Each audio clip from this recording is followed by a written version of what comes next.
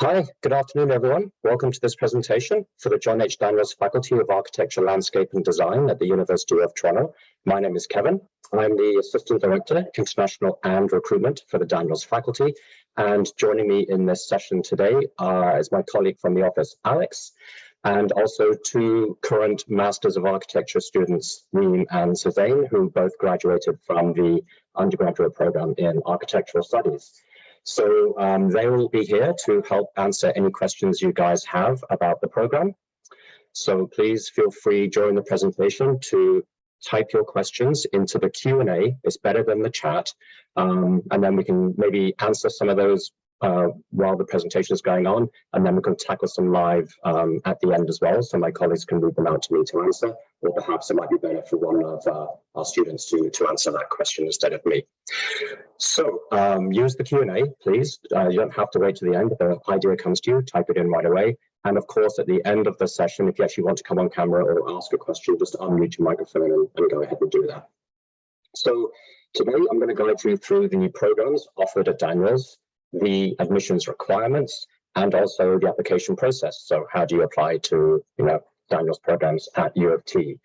So big picture to begin with, U of T is a large institute. It's a very big school, the biggest school in the country, but we happen to be one of the smallest faculties on campus with about 1,200 undergraduate students and about 400 grad students.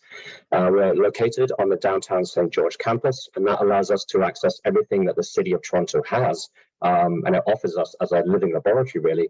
It's also a home to large and small architecture firms, as well as numerous museums and art galleries. So let's get started with an overview of the Daniels Faculty Building. That's a picture of it for you guys. We're located at 1 Spadina Crescent, which is the western edge of U of T's downtown St. George campus. We're just north of College Street, so that intersection is Spadina and College. The Daniels Building is now a world-leading venue for education, research, and public outreach on architecture, landscape architecture, forestry, visual studies, and urban design. So those are all the programs that we do in our faculty. A lot of those are at the graduate level. And every year, we accept about 240 to 280 new first-year students into our undergraduate programs. About 30% of those students are very international, so that does give us a very diverse community. A little bit of history. The original building opened its doors in 1875. It was originally used as the Knox Theological Seminary. And you can see the architecture, it looks very sort of churchy inspired there. It's neo-Gothic architecture, that's the style, and we have a pretty stunning new addition on the north side of the building. I'll show you a picture of that later, but it really makes the whole building itself a gateway to the university as a hub for urban design. From 1915, just after the First World War broke out, the building became the Spadina Military Hospital for injured Canadian soldiers. It remained a military hospital until 1943. And among the nurses who worked at 1 Spadina was an American volunteer with the Red Cross named Amelia Earhart, who was the first female aviator to fly solo across the Atlantic Ocean. The building's next significant use came when Connaught Laboratories installed a lab to manufacture insulin, which was discovered by two University of Toronto scientists, Frederick Banting and Charles Best. And penicillin was also produced here. And in 1972, U of T started using 1 Spadina for a variety of uses. Among its tenants were the Fine Arts and Sociology departments, student newspaper, and iBank, hence the picture. Eyes were stored in rooms in the main hallway of 1 Spadina, and also a campus parking office was one of the uses for the building. The legacy of the iBank still remains because the undergraduate visual studies student exhibition in December of every year is called the Eyeball. And then that's the north side of our building. That's the new addition I told you about earlier. So 5 years ago, U of T celebrated the official opening of the renovated building, and this revitalized site is now the new home for the Daniels faculty, and this includes dynamic, flexible learning and research environments for our faculty and students. So we are located in one of the world's most cosmopolitan cities, and the Daniels faculty offers a lively laboratory for creative design, research, and education. Our undergraduate students have access to a dynamic and culturally diverse community that includes distinguished professors who are leaders in their fields and talented graduate students who will work with you as teaching assistants. Students in our undergraduate programs can take advantage of the wide array of courses, academic enrichments, international opportunities, and extracurricular experiences that one of the world's top-ranked universities has to offer. So we have unique undergraduate programs in architectural studies and visual studies, and graduates from these programs are very well placed to pursue one of the master's programs from Daniels in architecture, landscape architecture, urban design, forestry, and visual studies. Students who perhaps want to start work straight after their four-year degree and don't want to go to grad school right away. So career paths for those guys include things like city planning, working with government agencies, real estate development, sustainable environmental design officers, also working in film, television, and theatre set design, event marketing, graphic communications, digital media, video game design, interior design, industrial design, media arts, and more. There's a ton of different job fields in the creative sort of path that you can go into. So we've got those two undergraduate programs at Daniels, Honours Bachelor of Arts or HBA in Architectural Studies and the HBA in Visual Studies. So when you're applying to Daniels, you have to choose one of these two programs. You're not allowed to apply to both. However, once you're in the program, you can actually do like a double major in both programs should you choose, but you can only actually apply to one. So first, I'm going to talk about the Architectural Studies program. I do, however, just want to highlight that this is not a bachelor's degree in architecture, which would be a BArch. They don't really exist in Canada anymore because it's a professional discipline. You need a professional master's degree to actually become a licensed architect in Canada. So the need for at the undergraduate level doesn't exist anymore to that degree. So our students do a specialist in architectural studies for their HBA. And we believe that this allows them to have a broader liberal arts degree that will expose future architects to a range of disciplines that contribute to better buildings, landscapes, and cities. And the program, the architecture program was established at U of T in 1890, making it the oldest in Canada and the second oldest in North America after MIT. And just for your information, you'll notice one of the graphics on the slides that I'm using in the show. These are all examples of students' work from the undergraduate program. So architecture itself is both a profession and a discipline of study relating to a broad spectrum of career opportunities, as I mentioned earlier.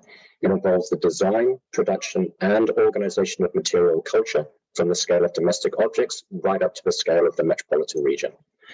As such, studies in architecture interact with numerous related disciplines in social sciences and humanities, as well as engineering, technology, and media. So these studies could lead to professional graduate programs in architectural and landscape architecture, planning and urban design, as well as careers in related design disciplines, the arts, history, business, journalism, public policy, and so on. So our program at U of T in architectural studies is committed to establishing design thinking as an important complement to humanities and science focus that U of T has. And the aim of the program is to produce a cohort of graduates with visual literacy and the kinds of critical skills that will prepare them to pursue multiple career paths and cultural enterprises that are emerging from our changing societal context. Students in the Architectural Studies program must pursue one of the four specialist streams offered. The major in architectural studies is not open to students who are in this program, but it is available to students who are in our visual studies program. So architectural studies students cannot take a major or minor in this subject. All new students are automatically placed in the comprehensive stream when you start your program in September, and you actually remain there for the first 2 years. And then towards the end of your second year, students who want to pursue one of the more directed streams in history and theory, design, or technology, and you meet the admission requirements for those streams, can request that. So after doing 4 full-time credits, which is normally what students would achieve within the first academic year. You can actually, if you're interested in visual studies, you can then also request a specialist major or minor in visual studies to be completed in addition to your architectural studies specialist. So here I've just got a few examples of work that our undergraduate students have done, titled Architecture in the Community. So how do you transform a standard shopping plaza parking lot into a thriving community space that people actually want to be in? So in late spring of this year, students enrolled in the Design Build Studio architecture course called Corner Commons pondered just that question, designing and then building 2 shade pavilions and a stage canopy in an area outside Toronto's Jane Finch Mall.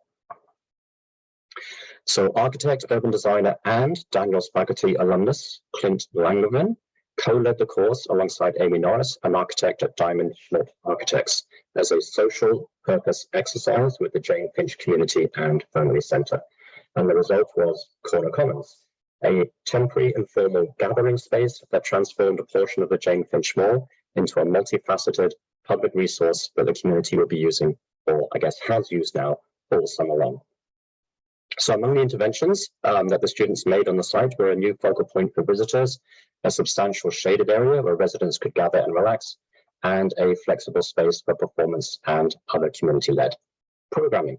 So it just gives you an idea as to some practical uses for what our students can do, just partway through that their undergraduate course. So now we'll move into the other program we have, Visual Studies, and this program focuses upon a critical understanding and production of art. So it is set within a unique environment, focusing on a rigorous investigation of the interdisciplinary and conceptual components inherent to contemporary art and curatorial practice. It also covers critical writing theory, art history, design, and related areas that require a high degree of visual literacy. The Visual Studies program provides instruction in studio practice in combination with critical discourse involving all aspects of contemporary visual culture, and we do this through lectures, studio courses, seminars, and field trips. Now, this is an example on the slide here of a thesis project created by a 4th-year undergraduate student. As you can see, it's on YouTube. It was a video that they did as their thesis. So the media that you can work in visual studies is completely determined by your interests, whether it be video, as this example, painting, photography, sculpture, jewelry making, dressmaking, ceramics, the list is endless. So for the Visual Studies program, students can choose to take a specialist or a major. You don't need to think about that right up front because all students who are enrolled into the Visual Studies program are automatically placed in the major for that first year. And then, if you continue with the major for the remainder of the program, you do have plenty of room in your course of study to broadly pursue other scholarly interests at U of T. So you have the ability to add a major or minor from the Faculty of Arts and Science alongside your major in Visual Studies from Daniels. So that's your first year. After the first year, if you want to pursue one of the specialist streams, you can go ahead and request that. If you do stay with a major, you must pursue one of the following as listed on the slide. So that's the major in architectural studies here at Daniels, a major from the Faculty of Arts and Science, also on the St. George campus, or 2 minors from the Faculty of Arts and Science. Students in the Visual Studies program are not eligible to do the specialist in architectural studies, and you also can't do the minor in visual studies. So you would do your either specialist or major in visual studies, and if you're interested in architecture, you can add a major, but just not the specialist. There are two streams for specialists. One focuses on studio and the other focuses on critical practice. I won't get into the details because, again, this is something that you would figure out during your first year. So how do you apply to U of T and how do you apply to Daniels? So prospective students can apply once a year for a September start. We don't have a January intake. The application window sort of opens in early October. I believe most Ontario high school students will be getting their PINs in November. And then the deadline, the closing is in mid-January. U of T, like all 21 Ontario universities, uses a centralized application service called the Ontario Universities Application Centre, the OAC.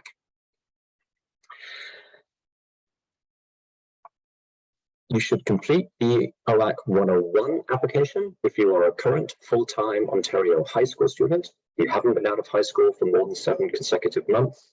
You expect to receive your Ontario Secondary School Diploma with 6 grade 12 UM courses by the end of this current academic year.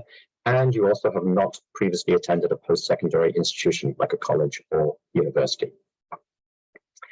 You would use the OAC 105 application if you are not currently attending an Ontario High School Day program, and you are not a current or former U of T student. The minimum requirements will vary depending on your educational background. You can see I've put up there for Ontario high school students. We need the 6 courses, one of which has to be the English ENG 4U. You also have to have an average in those 6 courses, so English plus the next 5 in the high 80s. I want to stress that for architectural studies, we have no requirements for grade 12 or grade 11 physics, math, calculus functions, or anything like that. And for visual studies, likewise, we also do not require grade 12 art programs. Okay, so those 6 courses, one of them is the ENG 4U. The other 5 can be whatever. It doesn't matter to us. What is important is the academic average being in the 90s and the high 80s.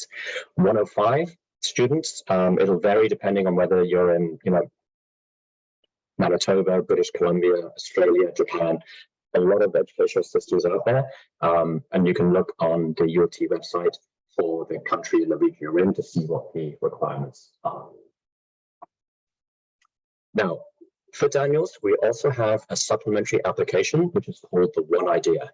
This is mandatory for all applications to Daniels. If the One Idea is not submitted by the deadline, the application will not be reviewed. So as you can see in the slide, there are 2 sections for the One Idea. Section 1 is a short written essay. It's required for applicants to both architectural and visual studies. Section 2, for creative images, is optional if you are applying for the architecture program, but it is mandatory for visual studies applicants. Now, I do know a very common question for students applying to us is, what about a portfolio? We do not require a portfolio, and we don't use that term to describe section 2 of the One Idea because it is simply like, if you do have a portfolio, we just ask you to pick 4, 5, or 6 examples from that, take a photo, give me the JPEG, and upload those JPEGs in the application portal. It's as simple as that. We also believe that most of our applicants coming out of high school, aged 17 to 18, might not necessarily already have an aptitude in art or design, and they don't need to display that right now to become a successful future artist or architect. But at the same time, we understand that some of our applicants have a background interest or a talent in a visual medium, and it's very meaningful to them, and they believe their application would not be complete without it. So therefore, the option is there, and the platform for sharing that with us is available for you.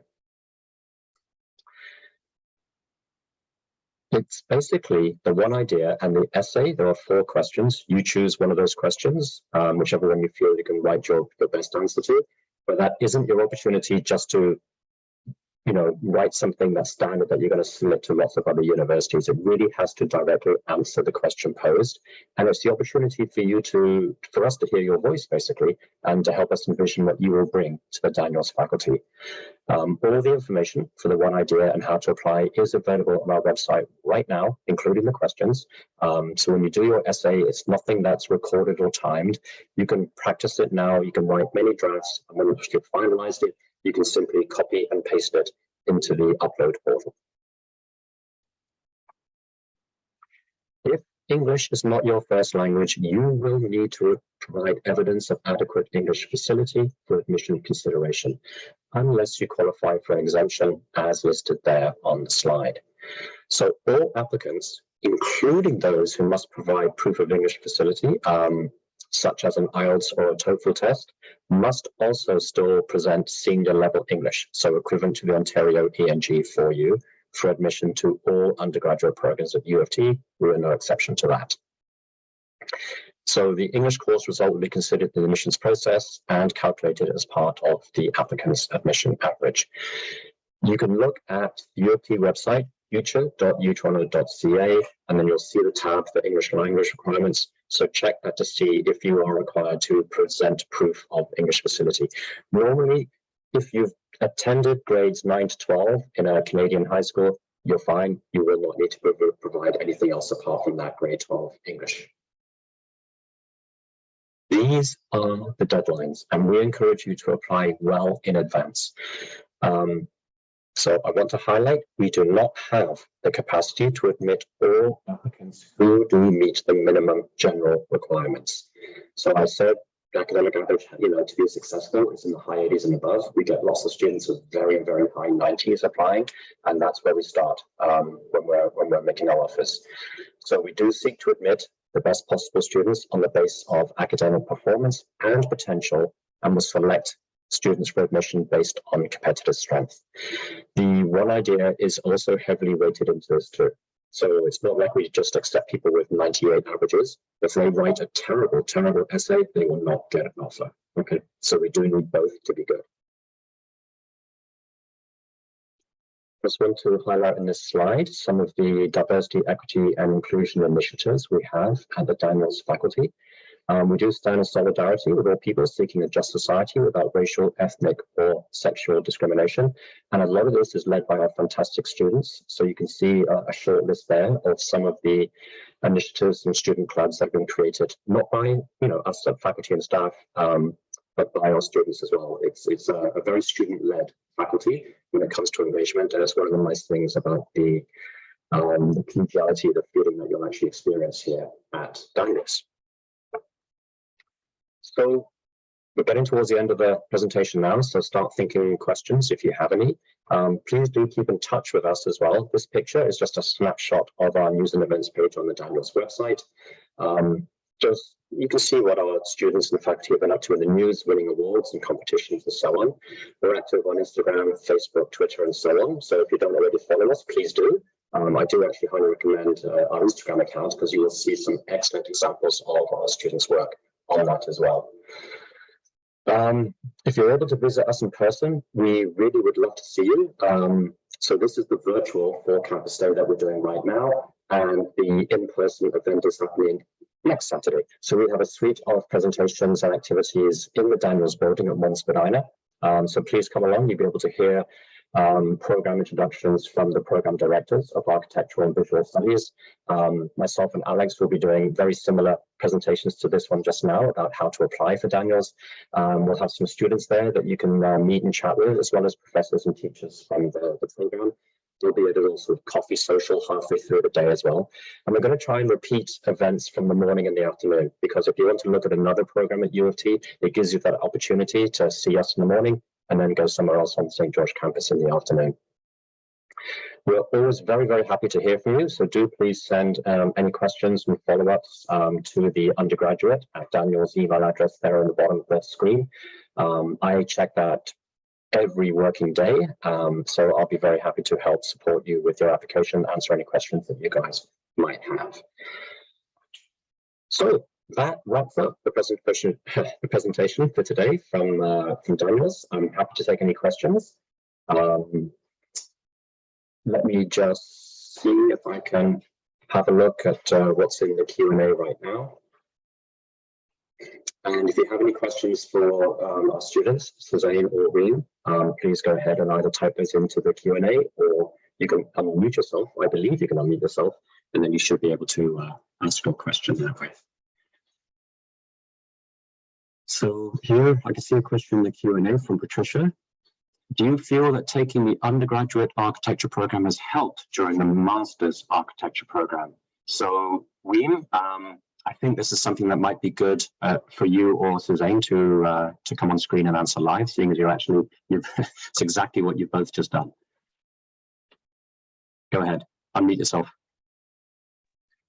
So I want to say that it definitely helps in terms of the software knowledge and some of the basic knowledge in terms of drawing and some of the history and theory that goes into it. However, I think going into the Masters of Architecture program without a background in architecture is still doable, as first year tends to be very general, the students tend to catch up with the software skills and the drawing skill set that is required to succeed in the program, essentially. So you'll be fine either way. But yes, it is helpful.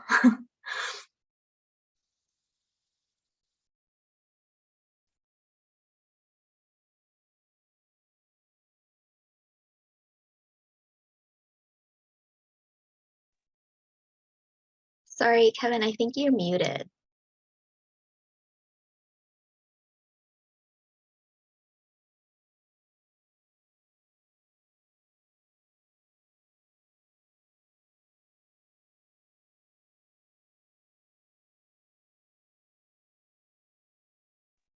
Okay, there we go. Thanks, Suzanne. Okay, guys, let me just get back to the Q&A. So Arisa asked a question: can students who are in the arts and science or engineering faculties take courses or do a minor in architecture? So yes, there are a limited number of courses that you can take if you're not a Daniel student in visual studies and architectural studies, but there is no minor available. It just doesn't exist for architectural studies. There is, however, a minor in visual studies that students in the Faculty of Arts and Science can take if you want to add that to whatever your FAS program is. Nicole has a great question, actually. She said, I'm an Ontario high school student. She's got English for you in the second semester. Will you look at my grade 11 mark instead, or wait until my midterm mark in the second semester? So because of the timeline involved, you guys are all doing your applications well before you've finished grade 12, which will wrap up in April, May, and you've got to get your application in January. And we're looking at those and putting out offers in February, March, April, May, and June. So that means we are looking at your grade 11 marks. They're extremely important because, as I mentioned, we don't have your grade 12 finals yet, but we still have to decide whether to admit you or not. For Ontario students, we normally wait until we've had those grade 12 midterms. So we'll have at least your first semester grade 12s, and then subjects like the English for you, if you're taking those in your second semester, don't worry, because we'll just look at your grade 11 mark, like you asked, Nicole, and then determine whether you'll be eligible for an offer. So if we do make these offers, they are always conditional. So that means you've got to maintain or improve on the grade 11 marks that led to that offer being issued in the first place. I think Reem applied to this question about doing the Masters in Architecture. Is doing the undergrad the only avenue to enter? Absolutely not. Students come into the architecture program, landscape and Masters of Architecture program from all kinds of undergraduate courses, biology, philosophy, history. It really doesn't matter so much as long as you can display what's required for entry into those programs. Let me see if there's any other questions here. Yeah, Charlie asked a question, is a certain medium recommended or can you use any you want, for example, 3D modeling or rendering? So I'm assuming this is for the 4 to 6 images that you would upload as section 2 of the one idea, the creative images part, and it can be anything. So if you're a photographer, you are going to share examples of your work of photography. If you're a sculptor, you're going to take pictures of whatever you've been sculpting and share that with us, and so on and so on. We are not looking for line drawings, plans, architectural type drawings or models. That's not the goal of this. You know, if that happens to be your thing and that's what you do, great, then that's what you would share with us. It's just whatever medium that you happen to be working in is perfectly acceptable to submit for the one idea. Henry, how many applicants were there for fall 2022? Well, we generally, U of T does not share exact statistics. I can tell you, however, that we had close to 3,000 applicants for fall 2022, and that's about average, standard, I should say. The last 5 years, I think we've been just south of 3,000 every year. Got a question here from Ragad. What are the required subjects in 11th grade for undergraduate admission? English. And that is it. It's as simple as that. We do not have any required subjects or courses for entry into our programs at Daniels. So just to reiterate, we do not ask for calculus, physics, math. This is a Bachelor of Arts degree. This is not a Bachelor of Science degree. We're not science engineering or engineering science or architectural science, okay? It's an honors Bachelor's of Arts degree, so a liberal arts degree when you do a specialist in architectural studies. So if you look at some other schools, some classic examples, if any of you went to the Ontario University's fair a few weeks ago, you would have seen very close to our little station for Daniels at U of T, across the hall from us was Ryerson. Toronto Metropolitan University. Good university, good school, and they got a great program in architectural science, which lives in their faculty of engineering. And you could see it written on their sign above their booth. And that really gives you a clear indication as to how they think of architecture in that institute. They think of it as a science. It's in their faculty of engineering.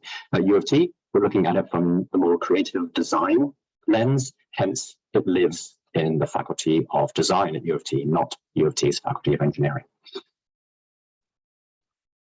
What else have we got here? Anat asked a question. If your math and science marks are low, but all your other marks are very high, do you still consider the marks in math and science? No. We simply look at English and then the next 5, and then we basically put your other subjects in order from higher score to lower score and just start counting down from the top until we get English plus the next 5. It does not matter what those 5 subjects are. So you could have English plus history, geography, biology, chemistry, art, you know, what economics, if that's on offer at your school and you've taken it, fine, it doesn't matter to us, okay? So we are not interested in looking at maths or science courses. Next, from Nicole. Is there any part of the application that allows us to talk about our extracurriculars if we don't decide to mention it in our one idea? Okay, so one of the things I was trying to allude to earlier when I said, you know, you have to write an answer directed to the point of the question for your essay. That doesn't mean you can just start rambling on about how great you are and all the extracurriculars you do, because that's not answering the question. That would actually be a poor essay response, which likely wouldn't lead to a successful outcome, okay? So I do know that extracurriculars are important for a lot of students, but it's not always part of the application process for many programs at many universities. For some, like U of T's engineering, they want to know all about that. It's a huge part of it for them. It just doesn't happen to be for us, okay? It's great to have it. It's also great for, I think, being a well-rounded student at the high school as well, not to just focus on academics, but to look at stuff outside the classroom as well. But because of the sheer volume of applications that we have, it's already a long enough process to go through the one idea supplementary application as well. And we just don't, unfortunately, have time to look at extracurriculars. So sorry about that, Nicole. Katie has a question. For the Masters of Architecture, for the Master's program, application, is any creative work, design work acceptable for the portfolio? And I missed the rest of that question, it got cleared. But Reem and Suzanne, you both have successfully applied to the Master's program. And this is an undergraduate session, so we don't need a long answer, but if you can just quickly give an answer to that question. Oh, sorry, I think it cleared because I typed an answer and then it just disappeared and I sent it. But yeah, typically any creative work is acceptable. So I believe they tend to look for, again, like creative skill set and your ability to think outside of the box. And just as an example, like I heard one of the students submit cake designs or designs of cakes that she's baked because she was really into baking. So that just gives you an example of the range of things that you can put in your portfolio. Yeah, no, that's great. That's great. Thanks, Reem. So I also just having a quick look at some of the questions that were sort of previously answered with maybe a typed answer. Yeah, I covered this before, but I'm going to repeat it because it is an important thing to understand. And that answer asked, does the 4 to 6 creative works have to demonstrate knowledge of landscape or architecture? And does it increase your chances of acceptance if they do? She says, he or they say, can I submit any creative works of my choice and still have a high chance of getting into the architecture program? Yes, that's that's the right way to look at it.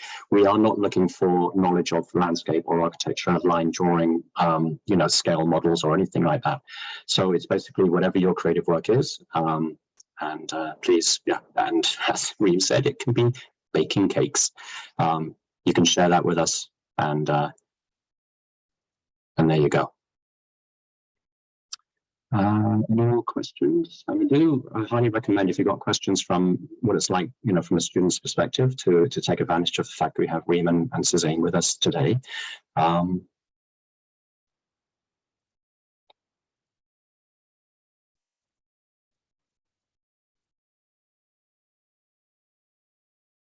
Feel free. I'll give it maybe a minute. If nothing else comes into the questions, then we can wrap up.